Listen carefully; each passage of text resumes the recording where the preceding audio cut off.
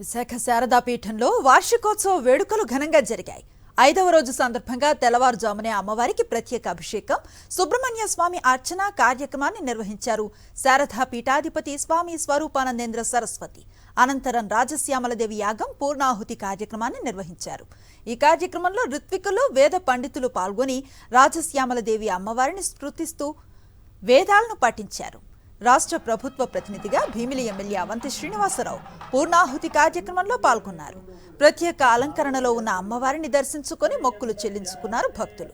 శంకరాచార్య పరంపరలో భాగంగా శారదా పీఠం హిందూ ధర్మ పరిరక్షణలో భాగస్వామ్యం అయ్యిందని శారదా పీఠాధిపతి స్వామి స్వరూపానందేంద్ర సరస్వతి తెలిపారు.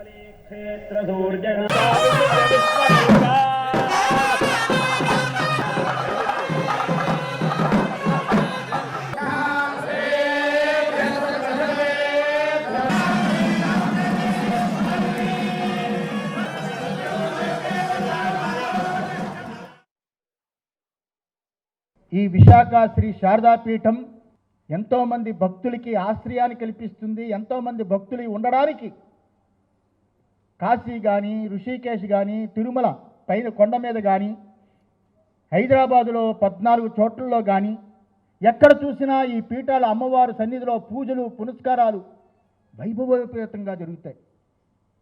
కానీ రాజశ్యామల మాత్రం ఇక్కడే ఉన్నది. మిగతా పీఠాల్లో వేరే వేరే దేవతలు ఉన్నారు.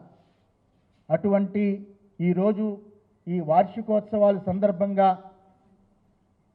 చాలా ప్రేమపూర్వకంగా, చాలా భక్తిపూర్వకంగా ఇంతమంది భక్తులు ఈ పూర్ణాహుతి చూశారు.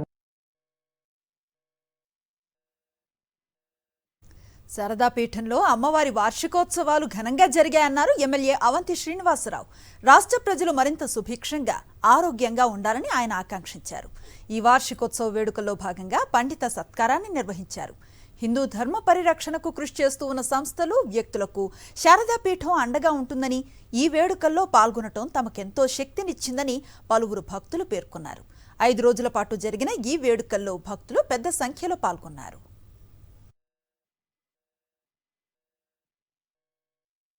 మరి అలాంటి వార్షికోత్సవం ఈ రోజున రావటం, అమ్మవారిని దర్శించుకుంటాం, పూర్ణాహుతిలో పాల్గొంటూ నా పూర్వజన్మ సుకృతంగా భావిస్తూ మరి తప్పనిసరిగా స్వామివారి ఆశీస్సులు, అమ్మవారి ఆశీస్సులు మన రాష్ట్ర ముఖ్యమంత్రి జగన్మోహన్ రెడ్డి గారి గౌరవనీయులు వారి మీద ఉండాలని, ఈ రాష్ట్రం మరింత సుభిక్షంగా ఉండాలని, దేశం సుభిక్షంగా ఉండాలని మనస్ఫూర్తిగా కోరుకుంటూ సనాతన ధర్మాన్ని వారు పాటించే విధంగా హిందూ ధర్మాన్ని ప్రపంచవ్యాప్తంగా మరి వ్యాపింపజేయడంలో స్వామి స్వరూపానంద యొక్క కృషి మనం ఎనలేనిది. దాన్ని అందరూ కూడా అభినందించాల్సింది.